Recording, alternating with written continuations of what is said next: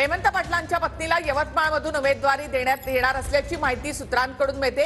राजेश्री पाटील यांना यवतमाळ वाशिममधून शिंदे गटाकडून उमेदवारी दिली जाण्याची शक्यता आहे। भावना गवळींचा पत्ता कट झाल्याची माहिती सूत्रांकडून मिळत आहे। तर हेमंत पाटलांच्या पत्नीला यवतमाळ वाशिममधून शिंदे गटाचं तिकीट मिळणार अशी सूत्रांची माहिती आहे। भावना गवळी यांचा पत्ता कट झाल्याची माहिती सूत्रांकडून मिळते।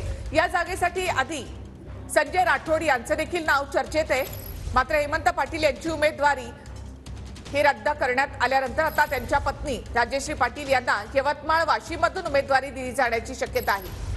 अधिक माहिती आपण घेऊयात आमचे प्रतिनिधी विवेक गावंडे यांच्याकडून। विवेक, हेमंत पाटलांच्या पत्नीला यवतमाळ वाशिममधून शिंदे गट तिकीट देईल अशी माहिती आहे। निश्चिता एक जर पाहिलं तर यवतमाळ वाशिम लोकसभा मतदारसंघासाठी हेमंत पाटील यांच्या पत्नी राजेश्री पाटील यांच्या नावाची जी आहे ती शक्यता वर्तवली जात आहे। सूत्रांच्या माहितीनुसार हेमंत पाटलांची उमेदवारी कापल्यानंतर राजेश्री पाटील यांच्या नावाची यवतमाळ वाशिम लोकसभा मतदारसंघाच्या उमेदवार म्हणून जोरदार चर्चा जी आहे ती सुरू झालेली आहे। राजेश्री पाटील यांचं मूळ माहेर जे आहे ते यवतमाळ आहे आणि त्या अनुषंगानं सुद्धा या नावाच्या संदर्भानं मोठ्या प्रमाणात चर्चा जी आहे ती सुरू झालेली आहे।